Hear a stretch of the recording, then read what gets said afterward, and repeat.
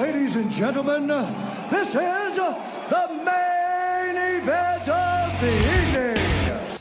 Hold one, Andre. You're not good at this. Get out. Let me tell you a personal story about Vince McMahon. You just made the list. Oh my God! Sorry, no speak English. Dummy.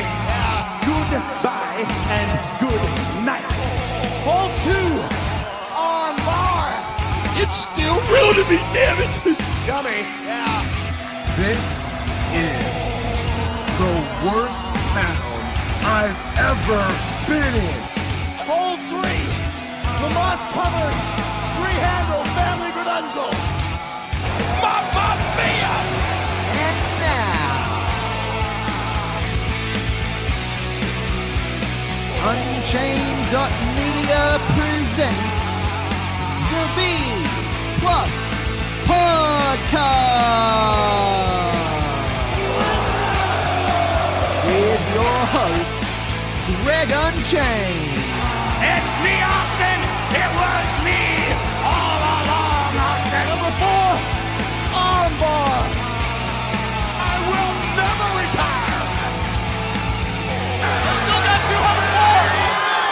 I got 200 more holes to list. All right, ladies and gentlemen, welcome to the B Plus Podcast. I am your host, Greg Unchained. Today is Sunday, so you know what that means. I always say that. I always say you know what it means, but you may not. So if this is your first time listening to the B Plus Podcast, Sunday is the day we talk about All The Rest. So All The Rest is our episode for all the wrestling that doesn't fit into the neat little boxes that are our other episodes. This week on All The Rest, we are going to talk about Lucha Underground, Ring of Honor, and all the wrestling news from around the world.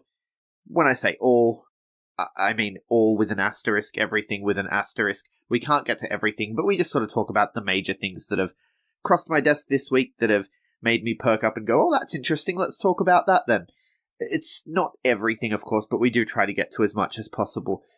Just so you know, on Fridays, we like to talk Australian wrestling on our Aussie Graps episodes. On Saturdays, it's a view from the WWE universe where we talk about everything that's gone on in WWE this week. Sunday, as I said, that's today, that's All The Rest. Monday, Tuesday, Wednesday, those are for little bonus episodes. We're starting to do an Impact podcast with Jay now that he's back from Greece, and that'll be out on Monday where we talk everything that happened in Impact this week.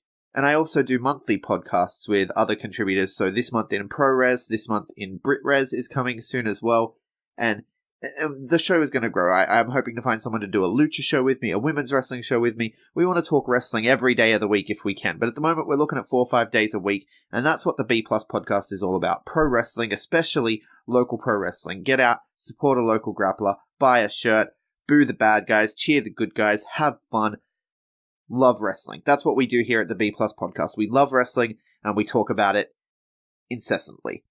So with all that said, welcome to All The Rest. Let's get straight into it and talk about some Lucha Underground. Lucha Underground, for those of you listening in Australia where I am, can be quite hard to find, but there are ways of getting your hands on it, so if you need some help with that, you can always shoot us a message at the B Plus Wrestle on Twitter and we can help you find where you can see Lucha Underground episodes in Australia. But if you're having trouble finding it, that's what I'm here for. I'm going to walk you through what happened.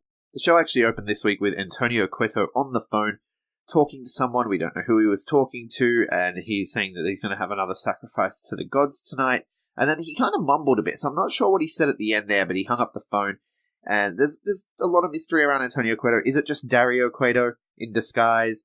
Is there something else going on? Are they serving the same masters? We have no idea what the backstory is, and they really actually haven't done a good job of setting it up this season. All we know is he's very focused on Matanza at the moment and rebuilding Matanza with these sacrifices to the gods. Really cool story. He's given Matanza the full power of the gods that Dario had held from him, so I'm curious to see where it goes, but we really haven't had a lot of major overarching story growth. I mean, where is the man in the limo, for example? There's a lot of loose ends that haven't been tied up or haven't even been addressed yet this season, and I'm starting to get antsy. I'm starting to get to a point where I'm like, when are you going to talk about all this other stuff that's going on? I want to know what's going on. Where does this tie in? But I digress. Mariposa walks into the office and acts all seductive with him. Apparently, the Moth Tribe, because the Moth Tribe are quite incestuous, they're lucha royalty, and apparently they weren't allowed to sleep with Cuetos. And she's all, I've always wanted to sleep with a Cueto, and being all seductive, and asks him for a Gift of the Gods title match.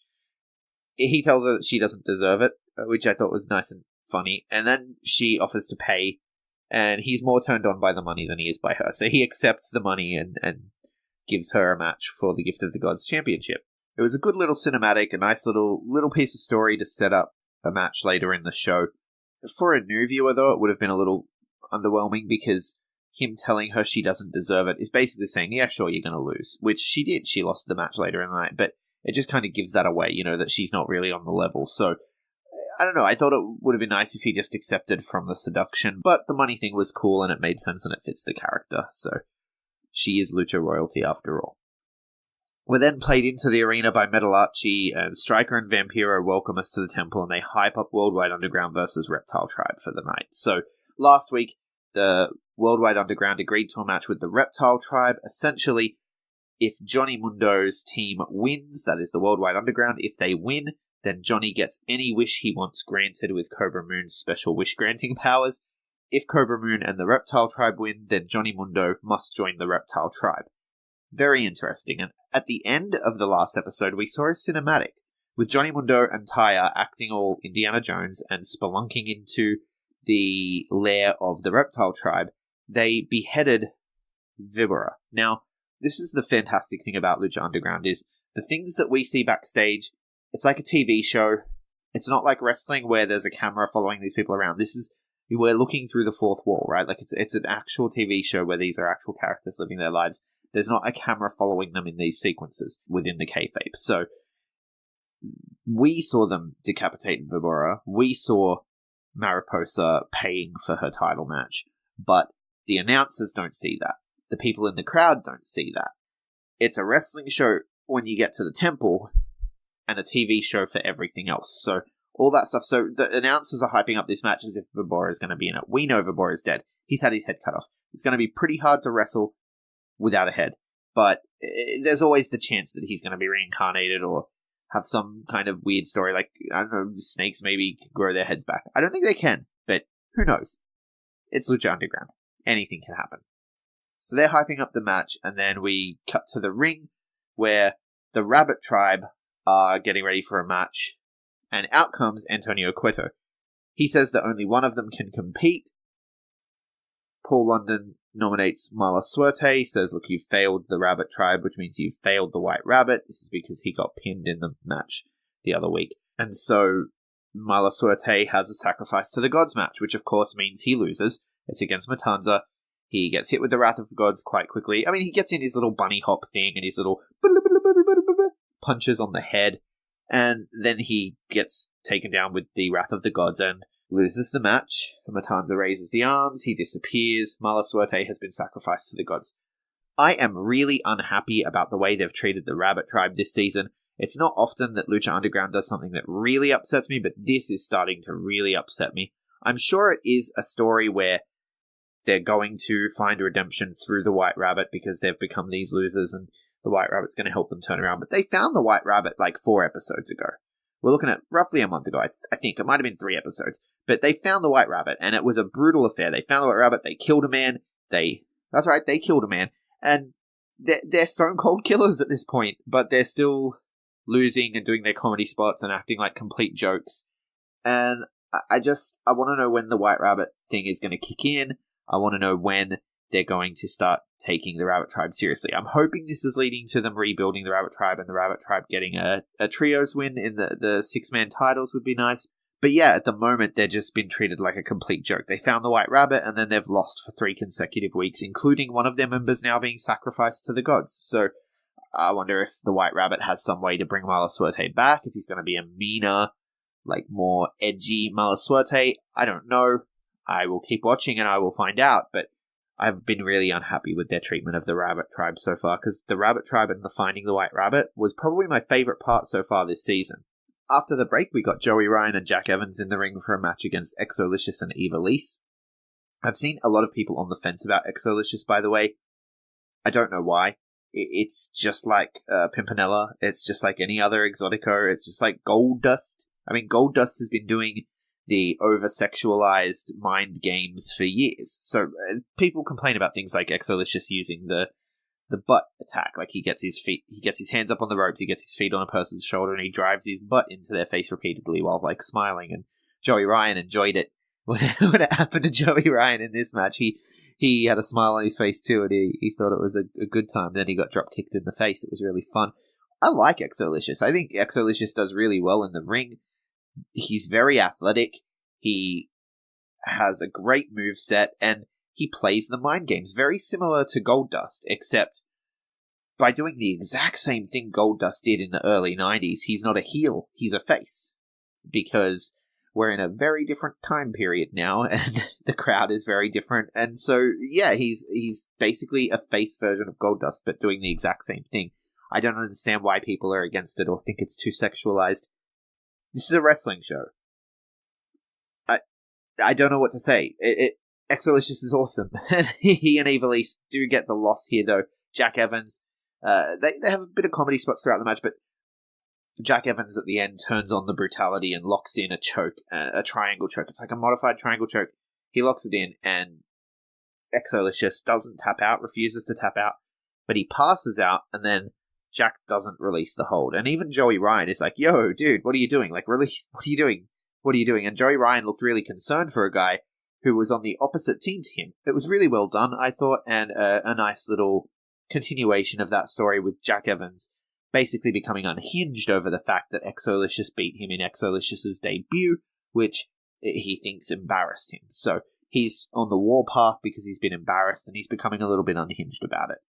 Then we got the Mariposa versus El Dragon Azteca Jr. match for the Gift of the Gods title, which got set up earlier in the night with that cinematic at the beginning of the show. Mariposa hits a low blow before the bell rings. There was really good characterization throughout this match, really good character work. We really got a sense of who they were. El Dragon Azteca Jr. is this guy who's trying to prove himself. He's trying to be this fighting champion. And Mariposa is a spoiled brat who will do anything to win. I thought the win was a little bit cheap. Essentially, Azteca got the win, but he got the win with a roll-up. He locked the hips over. The announcers did a really good job of explaining why it was such an effective pin. He locked the hips over, which meant she was unable to get the leverage to kick out. They explained it really well, but it still just didn't look strong. And he's a champion, and you want him to look strong. So, I don't know, I was a little on the fence about it, but I like that they're building El Dragon Azteca Jr. He needs it. He needs the title. He needs to do this fighting champion bit, and I'm really keen to see where it goes. He definitely needs wins like this. So a few more wins like this under his belt before he goes and tackles the bigger people on the roster would be really good. I think they're doing a good job here. Then we get the Reptile Tribe coming to the ring. They don't have Vibora. Cobra Moon gets on the mic and tells Johnny that what he did to Vibora was cold-blooded. You see what she did there? She likes it. She likes things that are cold-blooded. Because she's a snake. Anyway, she says she knows he thought that now he would have an advantage, but he doesn't have an advantage because Cobra Moon can bring people back from the dead with her venom, and she's done that, but not with Vibora, with Jeremiah Crane, who is now, drumroll please, Jeremiah Snake. What creative naming conventions the Reptile Tribe have. He was a crane, now he's a snake. Jeremiah Snake, for those who aren't aware, is Sami Callihan elsewhere in the world of wrestling. And so he is the new member of the Snake Tribe. Really cool stuff. He's been brought back from the dead. He was killed, of course, in a 3-way to the grave match alongside Phoenix. Then we get the Worldwide Underground coming out, and Johnny gets on the mic and he's like, hey, I like the idea of a last-minute lineup change, and he has one as well. So he sends Ricky to the back. Ricky doesn't seem very happy with this, but he sends Ricky Mundo to the back and brings out their new partner, Aerostar. This is really cool because Aerostar has history with the Reptile Tribe. Drago was Aerostar's best friend. So, Drago is a literal dragon, of course, and Aerostar is a time-traveling alien, potentially from the Aztec Mayan times. Yeah, I know, it's weird. Stay with me, it's amazing. They're best friends. So, of course, the time-traveling alien is going to be best friends with a dragon, but he lost his best friend to the Reptile Tribe because Drago fell under the sway of Cobra Moon, and so now Aerostar has a grudge with the Reptile Tribe. Johnny Mundo brings him out and that he joins with the Worldwide Underground for a night to have this match against the Reptile Tribe. Really, really good stuff. The announcers do a good job selling it. There's a lot of history there. And this match was so much fun. I'm not usually a fan of the high spots all over the place, people waiting to catch you. I'm not normally a huge fan of that kind of thing happening too often, but it worked in this match. This match was very, very, very fun. Daga didn't get involved as much as I would have liked, but everyone else had a big spot, and the match was highly entertaining. The best stuff came after the match. So Worldwide Underground did win the match, meaning that Cobra Moon has to grant a wish. Johnny gets on the mic and says that he does not want to wish anything for himself. He wants to make the wish for the guy who stepped up and joined the Worldwide Underground tonight to help them win. He wants to make a wish for Aerostar. Taya looks very upset about this because she wanted him to use a wish for her, but he's using the wish for Aerostar, and he says, "I wish that you would set Drago free." So Cobra Moon sets Drago free, and Aerostar walks off into the sunset with his best friend, which is really nice, and I'm very interested to see how lost Drago is. Is he going to be able to go back to normal? Is there going to be some holdovers from his time with the Reptile Tribe? There's a lot of ways they can go with it, and I'm very happy to see Aerostar back and doing things with Drago. That's going to be lots of fun. Then Taya's in the ring and she gets real angry at Johnny Mundo, and she's telling him, "Why did you do that? You were supposed to use the wish for us." And Johnny just tells her, "Cobra Moon couldn't grant me the wish I want. Only you can do that." And then PJ Black feels around in his tights and pulls out like a ring case, and Johnny gets down on one knee and proposes to Taya. It's very sweet. He does the Macho Man voice. I can't do it, so I'm not going to try. "Will you marry me?" I tried. It was terrible. Okay. He does the Macho Man voice and asks her to marry him. And then they kind of, the music plays just like it did with Macho Man. And they rip off the wedding. And he puts Taya up on his shoulders just like Macho Man and Elizabeth. It was a really fun way to end the show. I thought it was really nice. It was really sweet. I'm not sure if that's how he really proposed to her, because I know they got married recently, but I think they got married before this was shot. I'm not sure of the timelines with shootings and stuff like that. I ignore tapings and only watch the shows, so it's really hard for me to know. But if this was how he actually proposed, that's really, really fucking sweet. Then after the sign-off from the announcers, we get a little post-credit scene. Ricky Mundo is backstage with Rosa. So Rosa, for those of you who don't know, is a doll that Ricky found in the off-season on the Island of the Dolls. It's creepy, it talks, it has a mind of its own. We haven't found out how far that can go yet, but we do know it has a mind of its own. It's pretty creepy stuff. He's standing there looking in a mirror and says that he has a wish too. He wishes that Johnny and Taya are together until death do them part. Rosa laughs really creepily, and the show goes off the air. Does Ricky want to kill Johnny or Taya? Or both? What is going on here? Ricky Mundo is definitely turning evil. Is Jack Evans going to go with him because Jack Evans is getting a bit more of a mean streak? Ricky does creepy really well, and I'm really happy to see that he's getting a gimmick evolution, because at the moment he's kind of like the intern for Worldwide Underground. Like, he gets their coffee and loses matches. So it's really cool to see him getting a bit of an edge, a creepy edge. I'm very, very excited to see where this goes. Overall, this was one of the better episodes of Lucha Underground in the last couple of weeks, and I'm really excited for next week. It should be lots of fun. So that does it for Lucha Underground. Now let's talk Ring of Honor. Ring of Honor TV this week was really good. I had a few weeks there where Ring of Honor TV just went sour, and I wasn't a fan of what they were doing for a couple of weeks. I can't remember which tapings it was. Like I said, I don't pay attention to the taping schedules. I just watch the show. So I can't remember exactly which weeks it was, but there was a couple of weeks in a row where I really was not a fan of what Ring of Honor were doing. They were hyping up the 6-man tag title tournament, but they didn't have any actual 6-man teams. They had a bunch of random women's matches with zero story, stuff like that just kind of made me a little sour on Ring of Honor for about a month there.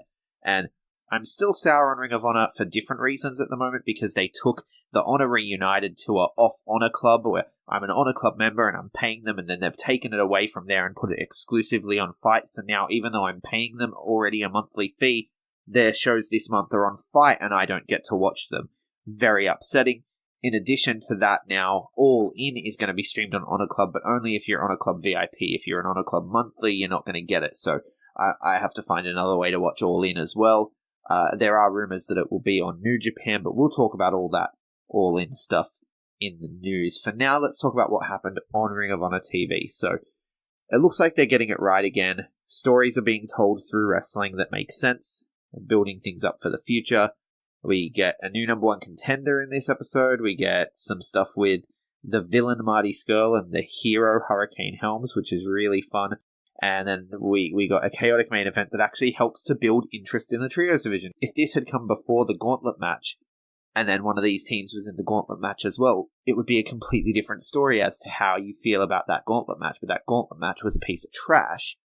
And this is what a trios division should look like, is what happened on Ring of Honor this week. So it started with the last real man, Silas Young, making his way to the ring. He was having a number one contendership match with Chris Sabin, and the winner would take on Punishment Martinez for the Ring of Honor World TV title at a later date. They haven't said when. Alex Shelley came out and joined the commentary booth, and he was really putting over that Chris Sabin is an accomplished singles wrestler just as much as he is a tag team guy. They have a really good match back and forth with a lot of false finishes towards the end there, with the cradle shock attempts and the fireman carry attempts and all the reversals, with neither man being able to get the finisher. But eventually Chris Sabin got the win with the cradle shock. 1, 2, 3. Nice clean victory, and then he stares down with Punishment Martinez, who has come out to the stage to watch. Then we got villain Marty Scurll against Hurricane Helms. At the beginning of the match, Marty's getting undressed. He has a bandana around his neck.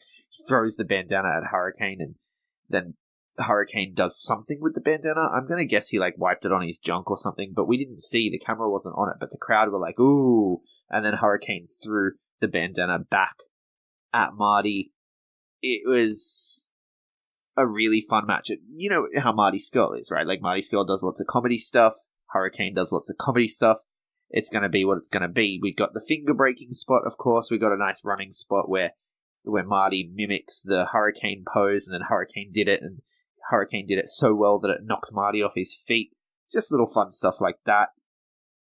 Eventually, Hurricane calls for the vertebraker, but Marty pushes him into the referee, hits a low blow, rolls him up for the 3 count. It was a really good match. If you like Hurricane and you like Marty Scurll, you know what the match is going to be.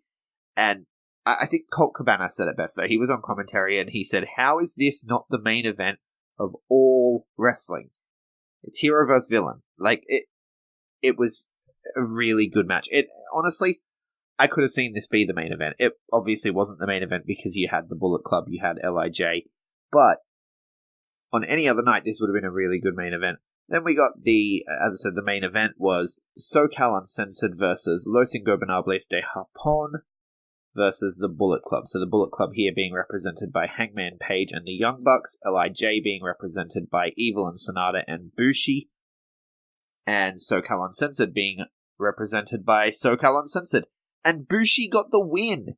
We have a joke here on the B Plus podcast that we call Bushi the pin eater, like the man eater. He's a pin eater, right? But because every time there's a trios match with LIJ, Bushi is the guy that takes the pin. When they did the Strong Style retirement ceremony, Bushi was the guy that took the pin. Bushi is always the guy that takes the pin. It's insane. But he picked up the pin here. He won the match. It was really exciting. I got up off my couch. I popped hard. Bushi won the match. This match was, it's another one of those matches similar to the Lucha Underground match where there was lots of high spots, lots of people waiting around to catch other people. I'm not generally a big fan of that, but again, this was a very entertaining match, and I can see why people love this style of match. Not for me necessarily, but really, really entertaining match. Bushi getting the win, though, that's for me. I was so happy to see Bushi get the win. Really good stuff from Ring of Honor TV this week. But there were no angles or anything like that. Everything on Ring of Honor this week happened between the ropes. There was no promos, no angles, just the wrestling. And it was a really good episode of Wrestling TV. So if you have 45 minutes to kill, get onto the Fight app. If you use our promo code when you sign up, that's ZEZ1041, you will get $20 credit to go towards All In or whatever other pay-per-view you want to use it for. In addition to that, Ring of Honor TV is free on Fight every Monday Watch it right before Raw. Starts at 8:30. Really good stuff. And this week's episode is probably one you should watch. Everything's between the ropes. Really good wrestling. If you're a fan of wrestling as wrestling, this week's Ring of Honor TV is one to watch.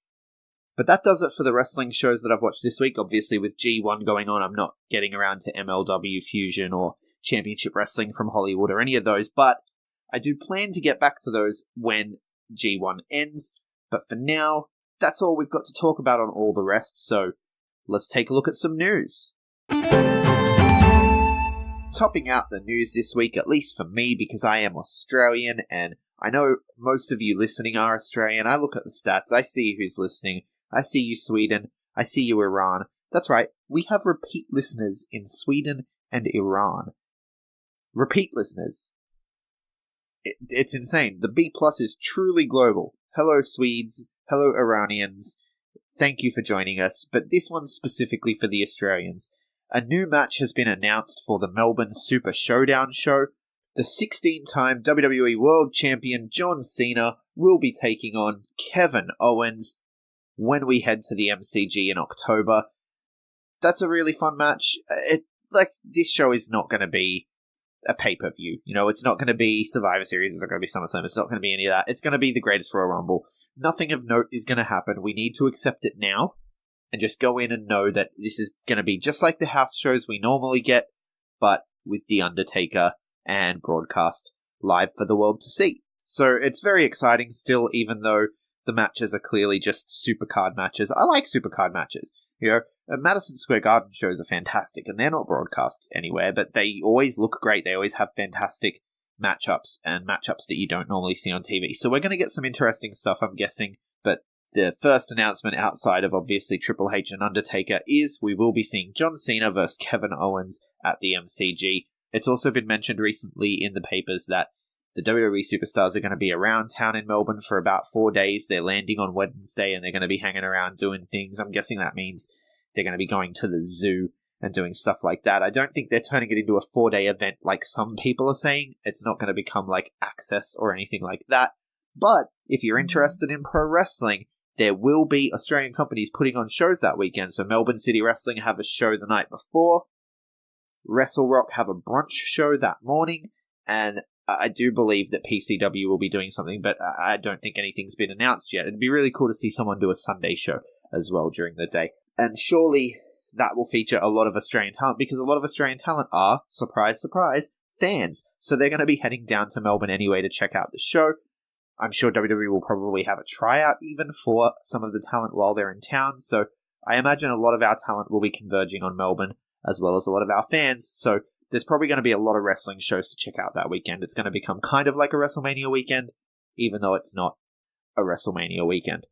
In other WWE news, the Mae Young Classic, as I record this, the Mae Young Classic has filmed. I avoid spoilers, as I've mentioned multiple times on this show already. I avoid the spoilers for tapings, and I only watch the shows as they air. So let's have a look at the airing schedule for the Mae Young Classic. It was announced earlier this week that Renee Young, Beth Phoenix, and Michael Cole will make up the 3-person announce desk. Really good announce desk. Renee Young is fantastic on commentary. She did commentary in NXT, and I always enjoyed her on commentary, so I'm looking forward to hearing her on commentary for the Mae Young Classic. This marks the first time ever that there have been 2 female commentators at the commentary booth in WWE, so this is very exciting and, of course, historic, as WWE loves to make their history. The Mae Young Classic itself, as I said, it has been shot. The finals are the only thing yet to take place. Those will be taking place at Evolution. So leading into Evolution, we're going to get the Mae Young Classic in weekly installments. Unlike last year, where it was all released at once for you to binge like Stranger Things, this time around we're getting it weekly, which I prefer. They did the Cruiserweight Classic that way, with the weekly installments, as opposed to the bingeable Mae Young Classic. I thought that the Cruiserweight Classic was far more exciting, because I could watch it every week and get really excited about what was to come. The Mae Young Classic will air on the network after NXT. It starts on Wednesday, September 5th for the Americans, which makes it Thursday, September 6th for us here. It will be rolled into our View from the WWE Universe show, so sorry about that, CJ. You're going to have an extra hour of wrestling to watch. But it's going to be a really great show. So the competitors on that one are Caitlin, Rhea Ripley, Io Shirai, Nicole Matthews, Ginny, Casey Catanzaro, Deonna Purrazzo, Tegan Knox, Reina Gonzalez, Tainara Conti, Mia Yim, Mercedes Martinez, Kavita Devi, Killer Kelly, Zeuxis, Isla Dawn, Lacey Lane, Karen Q, Tony Storm, Meiko Satomura, Ashley Rain, Priscilla Kelly, Zia Brookside, Hiroyo Matsumoto, Ariel Monroe, Vanessa Craven, Allison Kay, Zia Lee, Rachel Evers, MJ Jenkins, and Zatara. That was a lot of names. That's 32 competitors. Some really great names in there, some standout competitors. I'm really hoping that our girls Rhea Ripley and Toni Storm make it to the finals. I'd also take Io Shirai. Mercedes Martinez is amazing. There's a lot of talent. Meiko Satomura has had one of my favorite matches of the year this year in Pro Wrestling Eve at Wrestle Queendom. She had a match against Kaylee Ray, and it was one of the best matches I've seen so far this year. Definitely a talent you want to check out. There's a lot of names in this tournament that you want to check out, so definitely be watching, and it starts on September the 6th for us here in Australia. Speaking of the Mae Young Classic, there was some news tonight. As I said, they've been filming today and yesterday, so there are spoilers out there if you want to spoil it for yourself. I sort of gathered this from the headlines, but I never clicked into any of the articles because I don't want to see the spoilers. I do know, however, that there was an injury that occurred during the Mae Young Classic. Tegan Knox has gone down with a pretty bad leg injury from what I'm seeing. That's all I know because, as I said, I didn't want to encounter any spoilers, and a lot of the articles had spoiler tags on them, so all I know is Tegan Knox is injured, and it's a leg injury, and apparently it looks to be pretty bad. So, of course, we are sending our best wishes and positive energies to Tegan Knox. Hope she gets better soon. She's one of the better NXT talents that has unfortunately not been around because she did suffer an injury late last year as well. It's unfortunate. Hopefully she gets well soon and we get to see her return to NXT TV. Now, I mentioned Renee Young on commentary because Renee Young will be announcing the Mae Young Classic. Young. There's a lot of Youngs in there. But Renee Young also has been announced for Raw this week, so she's going to be filling in for Byron Saxton, who is not going to be able to make the show. And so this will mark the first time ever, history, that a woman has been on the desk for the full 3 hours of Raw. So Renee Young will be the guest announcer for Monday Night Raw. That's very exciting. The wrestling world has reacted. Everyone on Twitter is congratulating her and, pumping her up because this is a big historic moment. I'm not happy because it's a historic moment. I mean, I am. It's fantastic. But what makes me happy is she's really, really good at her job. And her and Corey Graves have fantastic chemistry. So it's going to be great to hear her there with Corey Graves. They're going to outshine Michael Cole. And I'm going to be listening to them, and I'm just going to want Michael Cole to shut up and just hope that they could just take over and just do the job themselves. But it is what it is. Michael Cole has to be there. He has to lead the team, lead the desk. But I really do think that she is going to shine so bright in that role that someone's going to be out of a job pretty soon. Because if Renee Young wants to do color commentary, she should be doing color commentary. I've been singing the praises of Renee Young for years. And on this show, I've talked about how they need to give her something special, give her a proper interview segment or a set like what Mean Gene used to have to really set her apart and make her not just another backstage announcer, because she's not. She's not a Charlie Caruso. No offense, Charlie Caruso. She's not any of these other people. Renee Young is special. She has the it factor, and she could go anywhere else and do broadcasting anywhere else and be a top broadcaster in the world. And you have something real special in Renee Young, so give her what she wants. If she wants to do commentary, fire Byron Saxton or Michael Cole or whoever you need to get rid of. Put her there, because she's fantastic and she's going to do a mint job, and I'm really looking forward to hearing her on Raw. Raw is normally a real slog for me to get through at 3 hours, but I'm really looking forward to this week, and I'm not looking forward to it because of any matches. I'm not looking forward to it because of any SummerSlam build. I'm looking forward to it because I get to hear Renee Young on commentary for 3 hours. It's very exciting stuff. Meanwhile, down in NXT, there's been some changes to the title match. We talked about it yesterday on the View from the WWE Universe, so you can always check that out. I'll link it in the show notes. We discussed what happened at NXT. They announced a triple threat match for the NXT title. That is Aleister Black taking on Johnny Gargano and Tommaso Ciampa, the current NXT champion. After the show went off the air, Aleister Black suffered an attack in the parking lot. It was revealed on WWE.com, and there's a big mystery about who did the attack. And it has now been revealed that he will not be able to make it to Brooklyn and the match has become a one-on-one match. So now we're getting Johnny Gargano versus Tommaso Ciampa in a last man standing match for the NXT title. I have a feeling that was going to be planned for the War Games show, but I'm really happy that they're getting it out of the way now. I don't think you need to drag it out to November. I think we're fine with the story as it is. Let's get the conclusion, let's get the ending, and then let's let the guys move on. Of course, the attack on Aleister Black wasn't the real reason he's not able to make the match. He suffered a groin injury in a match with Tommaso Ciampa at one of their house shows, and so they were unsure as to whether he would make it. I guess now it's been determined he will not be able to make it, so they've come up with a nice feasible reason for him to be written out in the storyline. Really good stuff. Last thing to talk about for WWE news, I'm sure there was more, but I was sick earlier this week, and the G1 has me all frazzled and not sleeping, so this is what we're doing. This is the WWE news for the week. There's not much here. WWE are interested in Shane Strickland. Now, Shane Strickland also wrestles in Lucha Underground as Killshot. I don't know if they've got someone watching Lucha Underground that's just a big Lucha Underground fan, because last week it was reported that they're interested in the Lucha Brothers, right? Phoenix and Pentagon. And now they're interested in Shane Strickland. Shane Strickland is also doing some really good work down in Evolve, where he just became the Evolve champion. He took that title from Matt Riddle, who WWE just signed. Well, we think. It hasn't been announced yet, but it's very heavily implied that Matt Riddle has signed with NXT and WWE. So, I don't know, it's...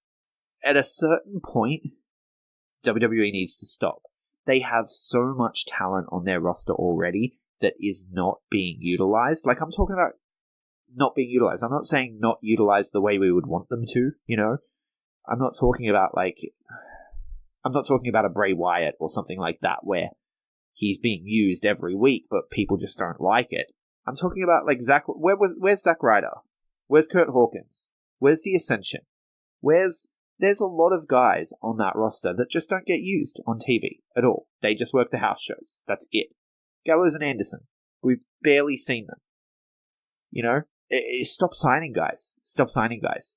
At this point, you're just playing keep away, right? You're like, hey, this Shane Strickland guy's really good. He might make some money for that company. Let's make sure that doesn't happen.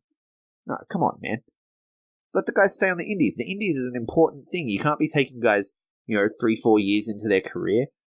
What's next? You're going to take Darby Allin next? I mean, let these guys play for a while first.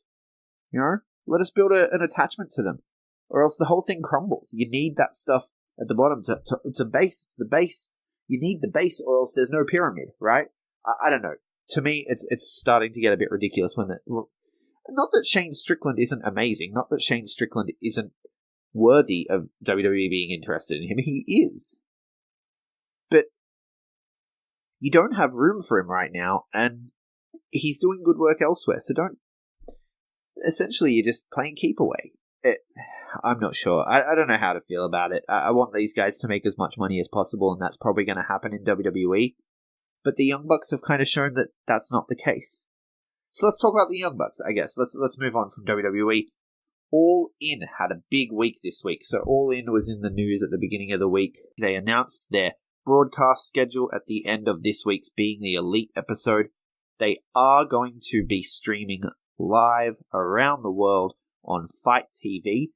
If you are interested in watching All In on Fight TV, please sign up using our promo code. It is ZEZ1 letter O41. You use that code, you get $20 credit for yourself, and you throw $20 credit our way. That helps us get All In, helps you get All In, helps us get, Ring of Honor United, hopefully. If you sign up using that code, it shows some love our way, gets you some extra credit towards your pay-per-view, and you can watch All In live with the rest of the world. Fight tends to be pretty good. Honor Club tends to crash a lot when there's a lot of people on there, so if you're planning on watching on Honor Club, just a heads up, Honor Club does quite often run into technical issues. Fight, less so. I've only had technical issues once on Fight, watching Slammiversary. When I was watching any other show on Fight, I've never had issues. It is also airing on pay-per-view if you are in the United States, and they also announced a pre-show, but they're saying it's not a pre-show, it's part of the show. It's called All In 0 Hour. It's not a kickoff show, it's a wrestling show that's taking place on WGN America. Now, I don't know what WGN America is, but apparently it's quite a big deal that they've gotten this pre-show arrangement with WGN. and it has matches announced with it. When they made the announcements, straight away on Twitter, there were a bunch of matches announced. So All In itself is being streamed on pay-per-view, on Fight TV, and on Honor Club, with rumors that Japanese customers will be able to watch on New Japan World. So if you're a customer in Australia with a VPN, you will be able to get to it via New Japan World as well. And the pre-show, All In 0 Hour, will take place for an hour before the show on WGN America. So far, the matches that are announced are, of course, Nick Aldis vs. Cody for the NWA Championship. Jay Lethal will be defending his Ring of Honor World title against a mystery opponent who will win the Battle Royal earlier in the night. Kazuchika Okada takes on Marty Scurll. Joey Janela takes on Adam Page.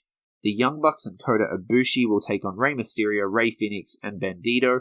Christopher Daniels will face Stephen Amell, and Madison Rayne, Tessa Blanchard, Britt Baker, and Chelsea Green will face off in a four-way match. I'm a little upset that they only have the one women's match and that they're not doing... I mean, they've done intergender work before with Candice LeRae and what have you, so I'm a little miffed that they've only got the one women's match. They've got 4 women on the show and they're shoving them all into one match. It kind of reeks of WWE-style booking.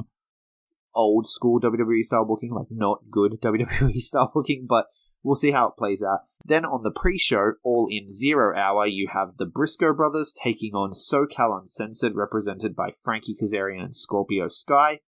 And you have a 15-man over-budget battle royal. I love that they call it an over-budget battle royal as opposed to over-the-top rope. 15-man over-budget battle royal with the announced entrance of Colt Cabana, Moose, Jordan Grace, Rocky Romero, and Ethan Page. Now, unless they have some surprise big name in there, I'm going to pick Colt Cabana to win that one and challenge Jay Lethal later in the night, but we'll see how it plays out. So that's All In. It's looking fantastic. I'm really happy for these guys. They've shown that they can do it. I think that once Cody does this, I think Cody will be looking to go back to WWE, because his whole thing was proving that he can be a draw, and now he's proved it. He can be a big draw at the Tokyo Dome, and he can draw 10,000 tickets in an arena in Chicago. Really happy for them that they've pulled this off. It's going to be a fantastic show. I'm looking forward to it a lot. Hot off the heels of the All In sellout in Chicago, we now have news that Ring of Honor and New Japan have sold out Madison Square Garden for their April 6th show, the G1 Supercard. So this is a joint show that Ring of Honor and New Japan are put together on WrestleMania weekend. It takes place on the exact same night as NXT TakeOver Brooklyn, right before WrestleMania. This is a huge deal. No one has ever run Madison Square Garden before, let alone sell it out, except for WWE. So this is a really big thing for New Japan and for Ring of Honor. You got to imagine that with all the money being thrown behind live sports and TV deals, that there are going to be a lot of eyes on this show. And of course, the big question is, where will the Young Bucks be? Where will Kenny Omega be? Where will Cody Rhodes be? We know it's contract season coming up. We know that Ring of Honor have said they're going to do everything they can to try to keep these guys. We know that WWE, according to the rumors and the dirt sheets and everything, are looking at doing whatever they can to minimize the impact that this Ring of Honor and New Japan show at the Garden has. They're very upset that someone else is running the Garden. They're not going to like the fact that it sold out. It sold out in like 16 minutes. It's a really fast sellout. That's 20,000 seats gone in 16 minutes. Apparently most of it was sold out from the pre-sale with the Honor Club stuff, so you've got some real dedicated fans out there that are going to this. It's going to be an amazing show. We don't even know. There's no matches announced. There's no superstars announced. So this has sold on the back of just the names of the companies. That has to be probably not scary for WWE, but it has to be concerning. They have to be looking at this like, we have some level of competition. It's not competition, but people are taking notice of wrestling that's not us. And that has to be something that they're thinking about. I imagine this is going to give Kenny Omega and the Young Bucks and Cody Rhodes all the chips come negotiating time. Like, they're going to be laughing all the way to the bank on this, because Ring of Honor and New Japan are not going to want to let them go before seeing them headline the Madison Square Garden. And I would like to think that they would want to headline Madison Square Garden not as WWE. Like, that's a history-making moment to be like, we're the first people to be in the Garden that's not WWE. And, I mean, maybe we get a curtain call, right? Maybe we get a redo of the curtain call with the Young Bucks out there and people coming out to say goodbye to the Young Bucks because they're going to go to WWE the next night for WrestleMania. I could see that happening. I could see something like that going down, and I think it's really exciting. I think that good for the Young Bucks, good for Kenny Omega, good for Cody Rhodes. They're going to, like I said, they're going to laugh all the way to the bank off this because Ring of Honor are going to want to keep them around. New Japan are going to want to keep them around. And WWE, with their $2 billion dump truck full of money, are going to be wanting to pay out the wazoo to make sure they're not still around. So it's going to drive up their price for sure. In other non-WWE news, we have Dave Meltzer saying that Jericho is destined for Impact Wrestling. Me and Jay and I have talked about this a few times. We think that Jericho is going to go to Impact because they're in Canada now, and Jericho's a Canadian, and he has said he won't wrestle. He won't wrestle for a non-WWE company on American soil, but Impact is in Canada, so you can get around that. We think that he's going to go there. And now Meltzer has finally caught up to us and our amazing insights that Jericho is destined to head to Impact Wrestling. He said apparently Jericho has loosened his stance on not wrestling for anyone, not wanting to upset Vince. He thinks it's going to be okay, so definitely keep an eye on that one. Jericho may end up in Impact soon. And another news story that broke today, Colt Cabana is now suing CM Punk. So straight off the last court case that they both won against WWE's Dr. Aman, they are now going back to court, this time against each other. It's like a wrestling show, man. It's like a wrestling show playing out in the courtroom. They're in a tag team battle, and then CM Punk turns on Colt Cabana, and now they're going to have a one-on-one match. So allegedly, what has happened is, at the beginning of all this, CM Punk told Colt Cabana, hey, don't worry about it, I got you covered, I'll cover all of this, it's fine. And then halfway through the case, when the legal fees had mounted up to about $520,000, he sent Colt Cabana an email, details of which have been leaked today, that he was sick of paying Colt Cabana's bills for him, and Colt Cabana owes him $250,000. I'm guessing Colt Cabana paid the $250,000 because then he's suing now for that $250,000 plus $1.2 million in punitive damages. Where do you get $1.2 million? I mean, obviously it's just the first number they throw out and then they're going to settle out of court or whatever, but wow, $1.2 million, that's a big swing. Big swing, and probably going to be a miss. I don't see him getting $1.2 million over this, but there may be a lot to it that we don't know. CM Punk sounds kind of like a prick. I hate to say it, like, I'm a big CM Punk fan, and when it comes to all the stuff with WWE, I always gave him the benefit of the doubt. Like, yeah, WWE is a big evil corporation, and you know, you get that in that mindset. It's real easy to think of them that way. But I don't think that's the case. At this point in time, it really just looks like maybe CM Punk is kind of a whiny bitch. I don't want to say that. I love CM Punk. Please don't let it be true. Please let this all be a work. This is all a work, and you're not really suing each other. I don't know, man. I don't know. But there's one more thing that I wanted to talk about this week, so... If I can be serious for a minute, without being interrupted. This is something I'm not sure where I stand. There's two stories I want to talk about. One happened in the UK, and one happened in America that's been playing out for a couple of months now. So, I'll start with the American one. There's a American wrestler, goes by the name Blitzkrieg, the German juggernaut. He's just an indie guy. Like, he's not working for anyone major. It's just at a local show in Pennsylvania. He's a high school teacher who wrestles on weekends as this character Blitzkrieg, the German juggernaut. And he comes out and he does like the Nazi salutes and he waves a flag, not a swastika flag or anything, just a German flag. He has a Nazi gimmick. He's portraying a Nazi in pro wrestling. And is that insensitive? I don't know. Because to me, and I'm a story guy, and I study mythology, and I study narratology and fiction, and you need bad guys. And if we don't have portrayals in media, in wrestling, in myth, in everything, if we don't have portrayals of what we consider to be the evil, then we don't have cautionary tales. We can't show people the good and the bad.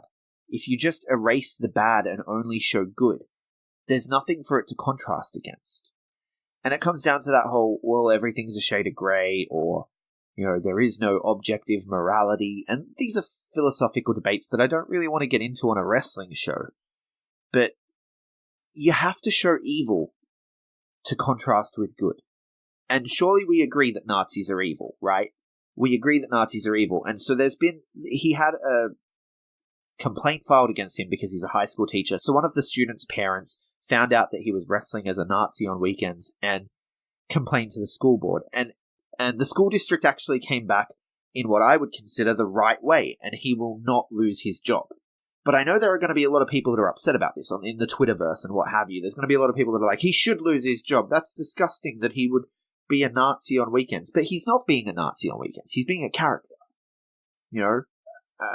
Edward Norton wasn't a Nazi when he played the Nazi in American History X. He was Edward Norton. He just played a Nazi. And that's the same with this guy. This guy's Kevin Bean, a high school teacher. But on weekends, he plays a Nazi. So he didn't lose his job. So I find that to be a win for freedom of expression. I find that to be a win for good storytelling. Because yes, good storytelling can include Nazis. Over in the UK, we have a bit of a different situation. So Sam Adonis showed up at a Rev Pro show. I'm going to be talking about this on my This Month in UK show, so I don't want to go into it too much, but essentially, Sam Adonis in CMLL in Mexico plays a Trump supporter. So Sam Adonis showed up at a Rev Pro show in the UK, and he came out and he cut a promo where he ended up getting into it with some members in the crowd. He threw some homophobic slurs their way, and threw some ableist slurs their way, and the crowd turned on him. People in the crowd turned their back, people were chanting, "Don't come back." So he leaned into it. He thought he was getting heat, and this is working. They're reacting to me like they hate me, so I'm going to continue. And he leaned into it and went further with it, and then, it's led to some backlash. The Rev Pro had to make an apology. Sam Adonis made an apology, and Andy Quildan, the promoter, made an apology. But Andy Quildan did come out and say that he will not be bringing back Sam Adonis, and the footage will never see light of day. It's being erased from history as if it never happened. Now that, to me, seems like too much. Right? I don't know. It's difficult. Okay? If fans felt personally insulted and attacked, I understand that that's bad. But at a certain point, where do we say you need to have a bit of a thicker skin? And I don't mean any offense by this either, and I know it's not the same, but in a similar token, I've been to shows, and I've been called fat by wrestlers. Jack Bonza has called me fat. I feel personally victimized by Jack Bonza. No, I'm at a show where this guy is playing a bad dude. You yell at them, they yell back at you, it happens. I don't know how I feel about it. I want to know what you people think. Do you think that they should have fired him? Do you think that the fans should harden up a little? Do you think that the UK fans are a little soft there? What do we think? Because I feel like the American case got it right. He didn't lose his job. In this case, Sam Adonis has lost a job, That's food for his family. I don't know if he has kids or anything, but to me, it seems a bit much, especially when he came out and apologized and said, like, look, I thought I was getting heat. We'll talk about it more on the UK show, I guess, and I'll have all of the stuff in front of me with everything that was actually said and what he has said in his apology. But I do remember seeing an apology and seeing him say that, he made a mistake thinking that he was getting heat and he went further with it. And he acknowledges that was a mistake. Why can't we say, okay, look, you're a character, right? You were in character. You made a mistake with that character, but that's not you. You made the mistake with the character. And to me, it just seems a bit much to be like, now you don't get another chance. Because he doesn't even get another chance. He doesn't get to go to another show and try. It's a one strike and you're done situation. I'm really concerned about it. Like, I don't want wrestling to become that. I don't want wrestling to become this thing where one strike and you're done. Something you said once and you're done.